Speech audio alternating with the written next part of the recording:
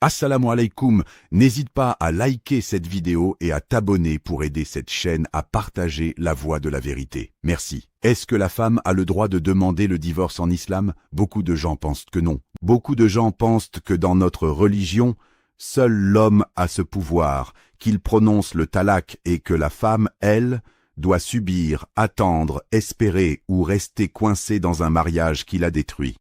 Et c'est faux. C'est complètement faux. Et c'est une des plus grandes injustices qu'on fait subir à l'islam aujourd'hui, parce que des gens ignorants, ou parfois des hommes qui ont juste intérêt à ce que leur femme reste coincée, répandent cette idée que la femme n'a aucun droit dans cette affaire. Alors aujourd'hui, on va parler de deux raisons précises, deux portes que la charia a ouvertes pour la femme, à travers lesquelles elle peut demander et obtenir la dissolution de son mariage. Et je veux que tu écoutes bien, parce qu'il y a une différence fondamentale entre ces deux portes, une différence que même beaucoup de frères et sœurs qui se disent pratiquants ne connaissent pas. La première porte, c'est le khula, la deuxième porte, c'est le fasq, pour préjudice, ce qu'on appelle darar. Et ce ne sont pas la même chose, pas du tout. Et à la fin de cette vidéo, tu vas comprendre exactement laquelle s'applique à ta situation, ou à la situation de ta sœur, de ta fille, de ton ami, parce que je te garantis que quelqu'un autour de toi vit ça en ce moment, en silence, parce que personne ne lui a expliqué qu'elle avait des droits. Numéro 1. Le khula, quand la femme n'aime plus son mari, même sans preuve de préjudice. La première raison, et c'est celle qui surprend le plus de gens, c'est que la femme peut demander le divorce simplement parce qu'elle n'aime plus son mari, simplement parce qu'elle ressent une aversion envers lui, sans qu'il l'ait frappé, sans qu'il l'ait insulté, sans qu'il ait manqué à un seul de ses devoirs. Juste parce que son cœur ne peut plus. Et beaucoup vont dire « Cher, c'est impossible, ça ne peut pas être aussi simple, il doit y avoir une raison valable. » Et je vais te répondre avec la preuve directement du hadith authentique. Il y avait une femme, Habiba bint Sahl, l'épouse de Thabit ibn Qais radiallahu anhu.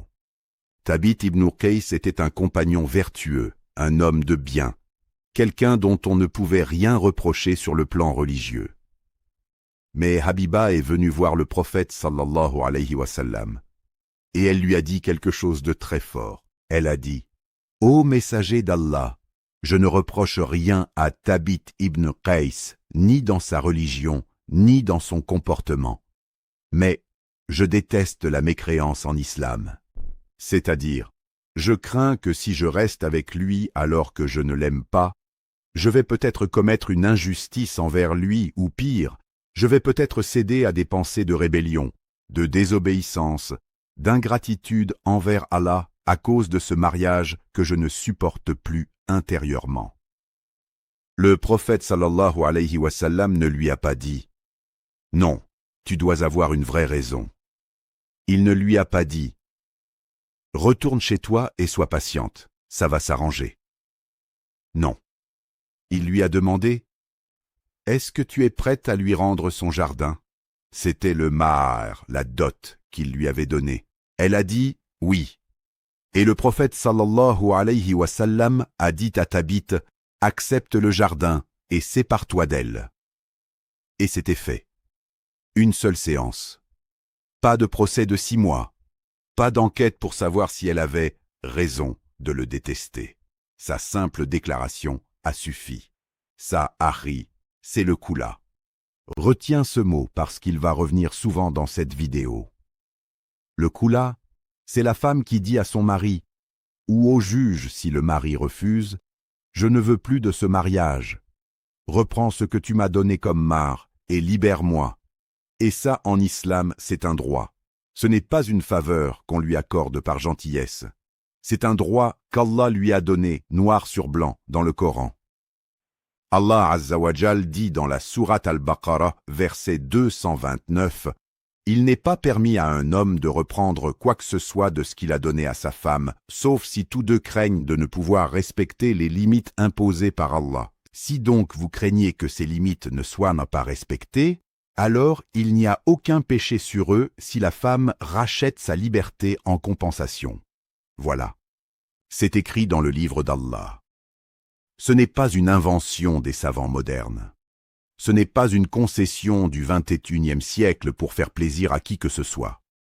C'est une porte ouverte par Allah lui-même, il y a 14 siècles, pour protéger la femme d'un mariage qu'elle ne peut plus supporter. Maintenant, je veux insister sur un point crucial, parce que c'est là que beaucoup de gens confondent tout.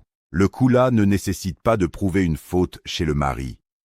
Certains disent, pour divorcer, la femme doit prouver qu'il l'a maltraitée, ou qu'il ne subvient pas à ses besoins, ou qu'il a un vice caché. Et ce n'est pas vrai. Ce n'est pas vrai pour le khula spécifiquement. Le khula, c'est justement la porte qui existe pour les cas où il n'y a aucune faute objective, où le mari est peut-être même un bon musulman, priant, honnête, généreux, mais où, tout simplement, il n'y a plus d'harmonie, plus d'amour, plus de paix dans le cœur de la femme. Et Allah a dit clairement, « Craignez de ne pas respecter les limites d'Allah ». C'est-à-dire craignez que cette absence d'amour, ce ressentiment continu, mène à des péchés, à de l'ingratitude, à un foyer toxique, à une injustice mutuelle. Et plutôt que de laisser deux personnes pourrir dans une relation morte, Allah a ouvert une porte de sortie propre, digne et rapide.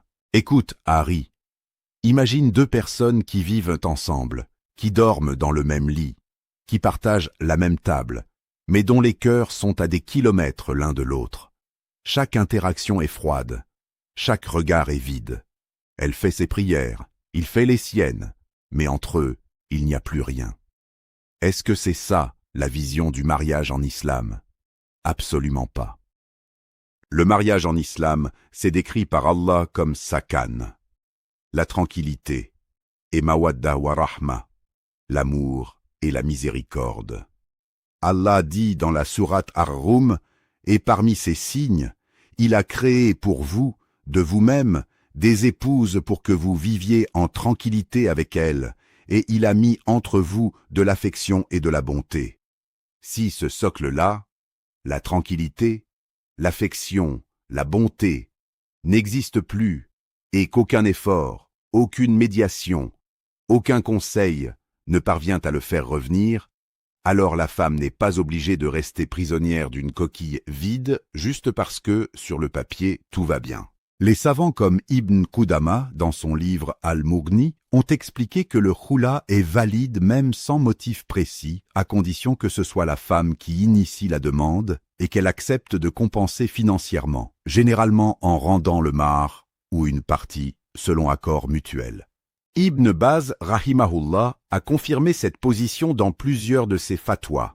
La femme qui déteste son mari, qui ne peut plus vivre avec lui même sans raison religieuse précise, a le droit de demander le khula. Et le mari, s'il est pieux et craint Allah, doit accepter, parce que forcer une femme à rester dans un mariage qu'elle déteste intérieurement, c'est l'exposer, elle, à la désobéissance, et lui exposer à vivre avec quelqu'un qui ne le respecte plus vraiment.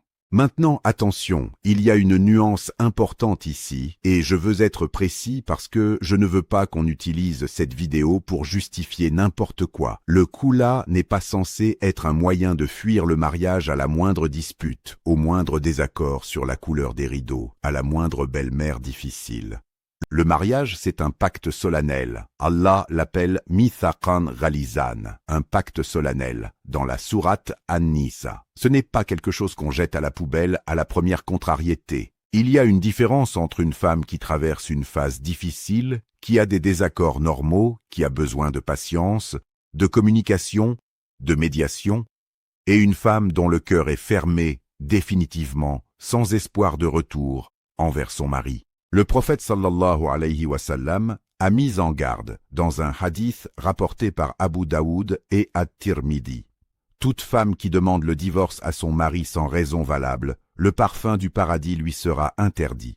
Ce hadith fait peur à beaucoup de femmes, et c'est normal, il doit faire réfléchir. Mais attention à l'interprétation. Sans raison valable ne veut pas dire sans motif prouvable devant un tribunal. Ça veut dire sans raison réelle, sincère, ressenti profondément. Pas un caprice. Pas une réaction impulsive après une seule dispute.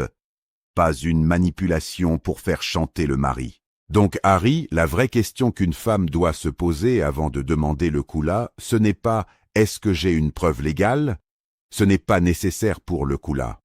La vraie question c'est « est-ce que j'ai sincèrement, profondément, après réflexion, après avoir essayé, après avoir imploré Allah, atteint un point où je ne peux plus continuer avec cet homme, où je crains pour ma religion, pour mon équilibre, pour ma capacité à être une bonne musulmane si je reste. » Si la réponse est oui, sincèrement oui, alors elle a le droit devant Allah de demander sa liberté, et personne, ni son père, ni sa mère, ni son mari, ni un cheikh sur YouTube, n'a le droit de la forcer à rester.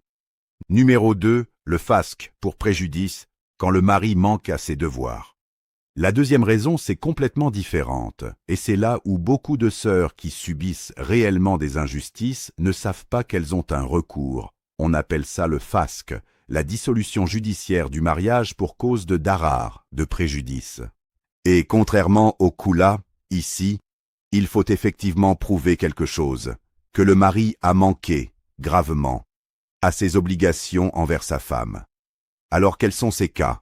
Je vais te les donner un par un, parce qu'il y en a plusieurs, et chacun a ses propres preuves dans le Coran, la Sunna et les avis des savants. Le premier cas de darar, c'est l'absence de nafaqa, c'est-à-dire que le mari ne subvient pas aux besoins financiers de sa femme alors qu'il en a les moyens, ou qu'il refuse délibérément de le faire. La nafaqa, c'est un droit fondamental de la femme sur son mari, nourriture, logement, vêtements, soins. Ce n'est pas une option, ce n'est pas un cadeau qu'il lui fait par bonté, c'est une obligation religieuse. Allah dit dans la sourate At-Talaq que celui qui est aisé dépense selon son aisance, et que celui dont les ressources sont limitées dépense selon ce qu'Allah lui a donné. Et le prophète sallallahu alayhi wa sallam a dit dans un hadith authentique rapporté par Muslim, lorsque Hind bint Utba s'est plainte que son mari Abu Sufyan était avare et ne lui donnait pas assez pour elle et ses enfants, le prophète lui a dit « Prends ce qui te suffit, toi et ton fils, de manière convenable. » Ça montre que le droit à la subsistance est tellement fondamental que même sans l'accord explicite du mari, la femme a un droit dessus. Maintenant, si le mari refuse catégoriquement de subvenir aux besoins de sa femme, qu'il en ait les moyens et qu'il les cache, ou qu'il soit tout simplement dans l'incapacité financière durable de le faire, les 4 écoles juridiques, avec des nuances entre elles, reconnaissent à la femme le droit de demander la dissolution du mariage devant un juge. L'école malékite est particulièrement claire là-dessus. Si le mari ne peut pas subvenir aux besoins de sa femme, elle peut demander le divorce, même s'il n'est pas fautif, même s'il est simplement pauvre et sans ressources. Parce que le droit de la femme à être nourrie et logée ne dépend pas de la capacité du mari, il dépend de son statut d'épouse. Imam Malik a dit, le juge donne un délai raisonnable au mari pour trouver une solution, et s'il n'y parvient pas, la femme a le droit de demander la séparation. Le deuxième cas de darar, c'est l'abandon, ce qu'on appelle hijr ou i'ila, quand le mari délaisse sa femme, refuse de l'approcher, refuse d'entretenir une relation conjugale normale, la laisse comme suspendue, ni vraiment mariée avec tout ce que ça implique, ni libre de refaire sa vie. Allah parle de cette situation dans la sourate An-Nisa, verset 129. Vous ne pourrez jamais être équitables entre vos femmes, même si vous y tenez ardemment. Ne vous détournez pas d'elles au point de la laisser comme en suspens. Ce verset décrit exactement cette situation d'abandon partiel, ni bien traité, ni libéré. Et c'est une injustice qu'Allah condamne directement. Il y a aussi le cas spécifique de l'Ila mentionné dans la sourate Al-Baqarah, verset 226. Ceux qui font le serment de ne plus approcher leurs femmes doivent attendre 4 mois. S'ils reviennent sur leur serment, Allah est pardonneur et miséricordieux. Et s'ils ne reviennent pas sur leur serment après ces 4 mois, la femme a le droit de demander la séparation devant le juge. C'est très précis, Harry. 4 mois, pas 6 ans. Pas « Attends, ça va s'arranger ». Le Coran fixe une limite claire pour protéger la femme d'un mari qui la garde éternellement en suspens, sans jamais la toucher ni la libérer. Le 3e cas de darar, et celui-là est peut-être le plus grave, c'est le préjudice physique ou psychologique, c'est-à-dire la violence, les insultes répétées, l'humiliation systématique, la maltraitance sous toutes ses formes.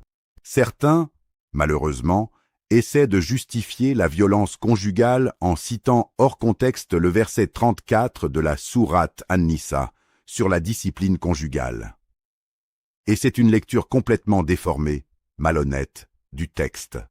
Le prophète sallallahu alayhi wa sallam lui-même n'a jamais frappé une seule de ses épouses, jamais un seul serviteur, jamais un animal dans toute sa vie. Aïcha radiyallahu anha a dit: le messager d'Allah n'a jamais frappé personne de sa main, ni une femme, ni un serviteur. Et il a dit clairement, dans un hadith rapporté par Abu Daoud, comment l'un d'entre vous peut-il frapper sa femme comme on frappe un esclave, et ensuite l'étreindre le soir? Il condamnait fermement cette pratique. Et lors du sermon d'adieu, lors du Hajj, il a dit: craignez Allah au sujet des femmes. Vous avez des droits sur elles et elles ont des droits sur vous. Donc si un mari frappe sa femme de manière abusive, l'insulte constamment, l'humilie, la terrorise psychologiquement, ça, c'est un darar clair, un préjudice net et reconnu. Et la femme a le droit absolu de demander la séparation devant un juge, sans que ça soit considéré comme une désobéissance ou un manque de patience de sa part.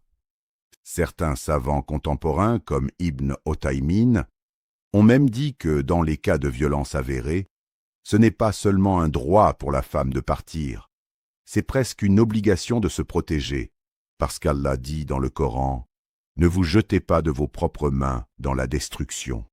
Rester dans une situation de danger physique répété, ce n'est pas de la patience religieuse, c'est mettre sa propre vie et sa santé mentale en péril. Et l'islam ne demande jamais ça à personne. Le 4e cas de darar, c'est un vice caché. Par exemple, si le mari cache une maladie grave, une impuissance, une infertilité qu'il connaissait avant le mariage et qu'il n'a pas révélée, ou une condition qui empêche la vie conjugale normale. Les savants sont unanimes que si une femme découvre après le mariage que son mari lui a caché quelque chose d'essentiel qui affecte directement la vie conjugale, elle a le droit de demander l'annulation ou la dissolution. C'est une question de tromperie, de guiche. Et le prophète sallallahu alayhi wa sallam a dit: « Celui qui nous trompe n'est pas des nôtres. » Le 5e cas, c'est l'absence prolongée et injustifiée. Un mari qui part, qui disparaît, qui laisse sa femme sans nouvelles pendant des années, sans subsistance, sans contact. L'école hanbalite, en particulier, a développé cette notion très clairement. Si le mari est absent depuis plus d'1 an sans excuse légitime, sans subvenir aux besoins de sa femme, et sans qu'elle sache où il se trouve, elle peut se présenter devant un juge et demander la dissolution du mariage.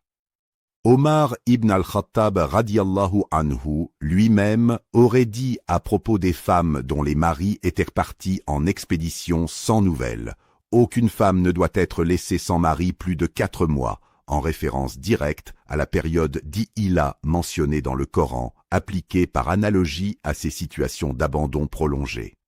La différence entre Khula et Fasq, et pourquoi ça change tout. Maintenant, je veux qu'on s'arrête un instant, parce que c'est le cœur de cette vidéo, et c'est ce que la plupart des gens confondent. Le Khula et le Fasq, ce ne sont pas la même procédure, et ils n'ont pas les mêmes conséquences financières. Dans le Khula, comme on l'a vu avec Habiba bint Sal, c'est la femme qui, en gros, rachète sa liberté. Elle rend le ma'asher, ou une partie négociée, à son mari, en échange de la dissolution du mariage. C'est presque comme une transaction à l'amiable, même si elle peut passer par un juge si le mari refuse. Le message ici c'est « Je n'ai rien contre toi, je ne t'accuse de rien, je veux juste être libre, et je te rends ce que tu m'as donné en compensation de cette liberté. » Dans le fasque pour Darar, c'est complètement différent. Ici, c'est le mari qui est en tort. C'est lui qui n'a pas rempli ses obligations, qui a fait du tort à sa femme, qui l'a maltraitée, abandonnée ou trompée. Et dans ce cas, la femme n'a aucune obligation de rendre le mahar. Zéro. Pourquoi elle rendrait quelque chose alors que c'est lui qui a violé le pacte? Ce serait comme punir la victime 2 fois. Les savants sont clairs là-dessus. Le maacher appartient définitivement à la femme dans les cas de fasque pour préjudice avéré. Exactement comme dans un divorce classique initié par l'homme, talak, où elle garde tout ce qui lui a été donné. Je vais te donner une analogie simple, Ahri, pour que ça reste gravé dans ta tête. Imagine que tu loues un appartement à quelqu'un. Si toi, le locataire, tu décides de partir avant la fin du bail parce que tu n'aimes plus le quartier, personne ne t'y a forcé. Tu dois probablement payer une pénalité de résiliation anticipée. C'est logique, c'est équitable. Ça, c'est le khoula. Mais si le propriétaire ne répare jamais rien, laisse l'appartement se dégrader, refuse de fournir l'eau et l'électricité qu'il t'avait promise dans le contrat, ou pire, entre chez toi sans permission et te maltraite, là, tu n'as aucune pénalité à payer en partant. C'est lui qui a rompu le contrat en premier. Ça, c'est le fasque. La différence n'est pas juste théorique, elle a un impact direct financier et moral sur la femme. Et il y a une autre nuance importante. Dans certains cas de darar extrêmement graves, comme la violence physique avérée ou l'abandon total sans subsistance, certains savants contemporains estiment que la femme peut même réclamer une compensation supplémentaire pour le préjudice subi, en plus de garder son maacher selon les lois du pays et les circonstances, bien que ça relève davantage du droit positif que du fiqh classique pur. Réfutation d'une idée reçue, la femme n'a aucun pouvoir dans le divorce.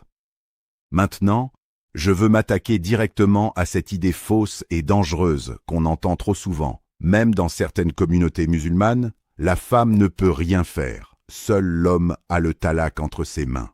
Certains disent ça, et ce n'est pas vrai. Oui, techniquement, le mot talak, la formule de répudiation directe, appartient à l'homme dans le système classique, mais ça ne veut absolument pas dire que la femme est prisonnière sans recours. Comme on vient de le voir, elle a le khoula si elle n'aime plus son mari, sans même avoir besoin de prouver une faute. Elle a le fasque. Si son mari lui fait du tort de quelque manière que ce soit, financièrement, physiquement, psychologiquement ou par tromperie. Et en plus de ça, dans beaucoup de contrats de mariage islamiques, il existe une clause appelée tafwid at talak, où le mari délègue à sa femme, dès la signature du contrat, le droit de prononcer elle-même le talak si elle le souhaite, sans avoir à passer par un juge. Cette clause est parfaitement valide selon la charia et de nombreux savants encouragent son inclusion pour protéger davantage les droits de la femme dès le départ. Donc, quand quelqu'un te dit « les femmes n'ont aucun pouvoir dans le divorce en islam », c'est soit de l'ignorance, soit une manipulation délibérée, souvent pour maintenir une femme sous contrôle en la faisant croire qu'elle est piégée. Et je veux que tu comprennes bien ceci. Allah, dans son infinie sagesse, a créé un système équilibré. L'homme a un pouvoir, mais ce pouvoir est encadré, limité, et il a des responsabilités énormes qui vont avec nafaka, protection, bon traitement. Et la femme, elle aussi, a un pouvoir, à travers le khoula et le fasque, pour ne jamais être prisonnière d'une situation qui détruit sa religion, son corps ou son âme. Maintenant, je vais répondre à quelques questions qu'on a reçues sur ce sujet précis. Fatima, de Bruxelles, demande « Cher, mon mari ne me frappe pas, ne m'insulte pas. Il travaille et ramène l'argent à la maison, mais je ne ressens plus rien pour lui depuis des années. Chaque jour est une souffrance silencieuse. Ma famille me dit que je n'ai aucune raison de divorcer parce qu'il ne fait rien de mal. Est-ce que j'ai le droit de demander le divorce ?» Fatima, ta famille se trompe, avec tout le respect que je leur dois. Ce que tu décris, c'est exactement, mot pour mot, la situation de Habiba bint Sal avec Thabit ibn Qais. Lui aussi était un homme bien, sans défaut religieux, et elle a quand même eu le droit de partir simplement parce que son cœur ne pouvait plus. Ce n'est pas de l'ingratitude de ta part. Ce n'est pas un caprice si c'est une souffrance sincère et prolongée, pas une réaction à une seule mauvaise journée. Parle avec ton mari d'abord. Essaie une médiation sincère avec un imam de confiance ou un conseiller familial. Donne-toi le temps de vérifier que ce n'est pas juste une phase passagère de découragement. Mais si après tout ça, ton cœur reste définitivement fermé, tu as le droit devant Allah de demander le khoula, même s'il n'a rien fait de mal au sens strict. Et Allah sait ce qu'il y a dans ton cœur mieux que quiconque autour de toi. Yasmine, du Canada, demande: mon mari a arrêté de me donner de l'argent depuis 8 mois. Il dit qu'il n'a pas les moyens, mais je le vois acheter des choses pour lui-même régulièrement. Que dois-je faire? Yasmine, si ce que tu décris est vrai, c'est-à-dire qu'il a effectivement les moyens mais refuse délibérément de subvenir à tes besoins, c'est un cas clair de darar par manquement à la nafaqa. Le prophète sallallahu alayhi wa sallam a autorisé Hind bint Utba à prendre ce qui lui était dû même sans permission de son mari avare. Donc premièrement, si tu as accès à ces ressources d'une manière ou d'une autre pour subvenir à tes besoins essentiels et ceux de tes enfants, de manière raisonnable, tu en as le droit.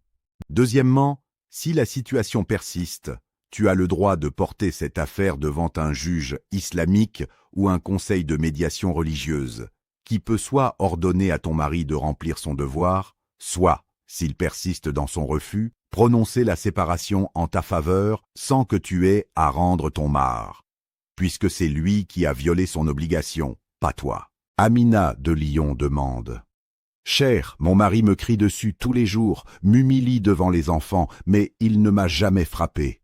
Est-ce que ça compte comme du préjudice qui me donne droit au divorce? Amina, absolument oui. Le darar n'est pas seulement physique. Le prophète sallallahu alayhi wa sallam a dit: le musulman est celui dont les musulmans sont saufs de sa langue et de sa main. L'humiliation verbale répétée, l'insulte systématique, la terreur psychologique, c'est un préjudice réel, documenté d'ailleurs par de nombreux savants contemporains comme relevant du darar au même titre que la violence physique, parfois même avec des conséquences plus profondes sur le long terme.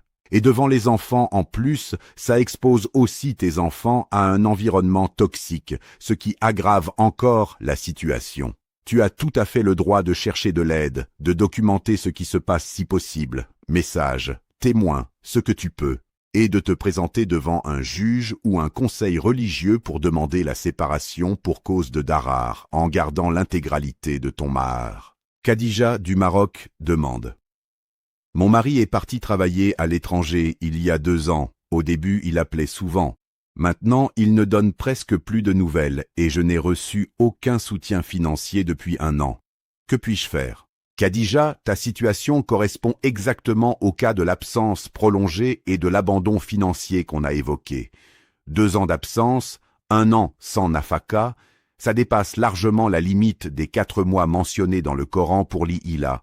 Et ça constitue un darar clair et documenté. Je te conseille d'abord d'essayer sérieusement de reprendre contact à travers sa famille si nécessaire pour comprendre la situation. Parfois, il y a des circonstances graves, une maladie, un emprisonnement, quelque chose qu'on ignore. Mais si après une tentative sincère de contact, tu n'obtiens aucune réponse satisfaisante et qu'il n'y a aucune subsistance, tu as le droit de te présenter devant un tribunal islamique ou un conseil religieux compétent avec les preuves de son absence et de son manquement pour demander la dissolution du mariage.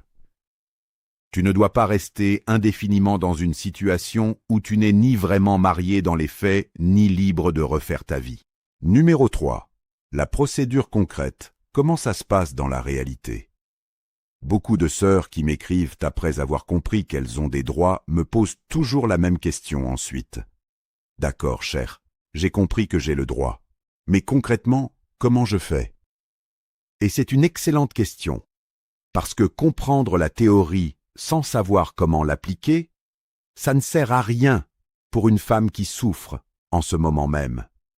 Alors on va décomposer ça étape par étape, et je vais distinguer deux contextes, celui d'un pays à majorité musulmane avec des tribunaux islamiques officiels, et celui d'un pays occidental où il n'existe pas de tribunal charaïque reconnu par l'État. Dans un pays où existe un tribunal islamique, que ce soit en Arabie Saoudite, en Égypte, au Maroc, en Jordanie, peu importe, la démarche est relativement structurée. La femme se présente devant le juge, Cathy, avec son dossier. Si c'est un Khula, elle exprime clairement son souhait de dissoudre le mariage et propose la restitution du mahar, ou une partie. Le juge tente généralement une médiation d'abord, c'est même recommandé dans le Coran, Surat An-Nisa, verset 35. Si vous craignez une scission entre les deux époux, envoyez alors un arbitre de la famille de l'époux et un arbitre de la famille de l'épouse. Ce verset établit un principe fondamental. Avant toute séparation, on essaie la médiation avec des représentants des deux familles ou des personnes de confiance pour comprendre les causes du conflit et voir s'il y a une chance de réconciliation. Si la médiation échoue et que la femme maintient sa demande de khoula, le juge prononce la dissolution. Si c'est un fasq pour darar, la procédure est différente parce qu'il faut apporter des preuves. Ça peut être des témoins, des voisins, des membres de la famille, des amis qui ont constaté la situation. Ça peut être des documents, relevés bancaires montrant l'absence de subsistance, messages écrits, certificats médicaux en cas de violence physique. Le juge examine ces preuves, entend les deux parties et rend son jugement. C'est un peu plus long qu'un khoula simple, parce qu'il y a une question de responsabilité à établir. Maintenant, dans un pays occidental, en France, en Belgique, au Canada, aux États-Unis, il n'y a pas de tribunal islamique officiel reconnu par l'État. Alors qu'est-ce qu'on fait?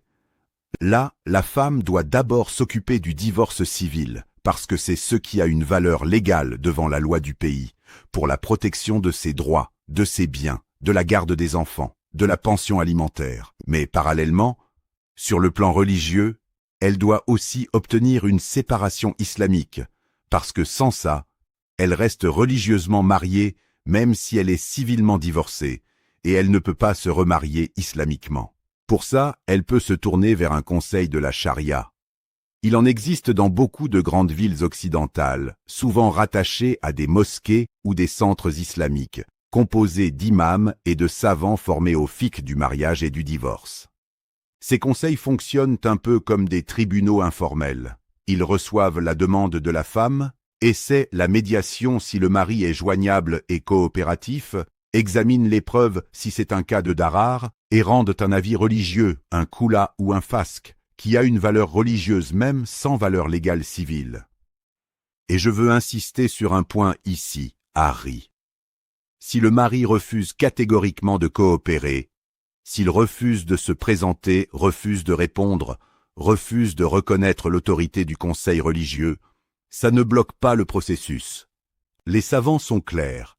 Le juge, ou le conseil qui fait office de juge, a l'autorité de prononcer la dissolution même en l'absence du mari, s'il refuse délibérément de participer alors qu'il a été dûment convoqué et informé. C'est le principe même du fasq judiciaire. Ce n'est pas une négociation où le mari a un droit de veto absolu. S'il en avait un, alors le concept même de fasq n'aurait aucun sens, puisque le mari pourrait toujours bloquer la procédure simplement en refusant de coopérer. Certains maris, malheureusement, comprennent ça et utilisent le silence, la disparition ou la mauvaise foi comme une arme pour garder leur femme enchaînée indéfiniment. Et c'est exactement ce genre d'injustice que le système du fasq judiciaire est censé empêcher. Numéro 4, la iddah. La période d'attente après le khoula ou le fasq maintenant, une question technique mais essentielle. Que se passe-t-il juste après le prononcé du khoula ou du fasq? Est-ce que la femme est immédiatement libre de se remarier? Pas tout à fait. Il y a une période d'attente, appelée al-iddah, que la femme doit observer après toute forme de séparation, que ce soit un talaq classique, un khoula ou un fasq. Le but de cette période, c'est principalement de s'assurer qu'elle n'est pas enceinte, pour préserver la filiation claire de tout enfant éventuel, et aussi pour donner un temps de réflexion avant tout remariage. La durée de la idda diffère selon les cas. Pour la majorité des savants, la idda, après un khula, suit les mêmes règles générales que celles du talaq. 3 cycles menstruels complets pour une femme qui a ses règles, comme mentionné dans la sourate Al-Baqarah, verset 228. Les femmes divorcées doivent observer un délai d'attente de 3 menstrues. Pour une femme enceinte, la idda dure jusqu'à l'accouchement, comme le précise la sourate At-Talaq, verset 4. Pour une femme qui n'a plus ses règles, que ce soit par ménopause ou pour une autre raison, la idda est fixée à 3 mois. Cependant, il existe une divergence intéressante chez les savants concernant spécifiquement le khula. Certains, en s'appuyant sur un hadith où le prophète sallallahu alayhi wa sallam a ordonné à la femme de Thabit ibn Qays d'observer une seule menstrue comme idda, pas 3, considèrent que la idda du khula peut être raccourcie à un seul cycle. C'est la position de certains compagnons comme Ibn Abbas et c'est l'avis retenu par certains savants contemporains, notamment parce que le khula, à la différence du talaq, est une demande initiée par la femme elle-même. Et il y a moins de raisons de suspecter une réconciliation possible dans l'immédiat, donc moins besoin d'une longue période de retour possible. Mais la position majoritaire prudente reste les 3 cycles complets, sauf avis contraire d'un savant qualifié consulté au cas par cas. Pour le fasq pour darar, la idda suit généralement les mêmes règles que le talaq classique, 3 cycles, ou jusqu'à l'accouchement, ou 3 mois selon les cas. Pendant cette période de idda, la femme, dans la majorité des cas de khula et de fasq, n'a pas droit au logement ni à l'entretien financier de la part de son ex-mari, contrairement à la idda, suivant un talaq classique initié par l'homme, sauf si elle est enceinte, auquel cas elle a droit à l'entretien jusqu'à l'accouchement, comme le précise clairement le verset 6 de la sourate At-Talaq. Et si elles sont enceintes, pourvoyez à leurs besoins jusqu'à ce qu'elles accouchent. Cette distinction existe parce que dans le khula, c'est elle qui a choisi de partir, donc la logique de compensation financière post-mariage ne s'applique pas de la même manière, sauf pour la grossesse, qui reste un droit absolu peu importe les circonstances de la séparation.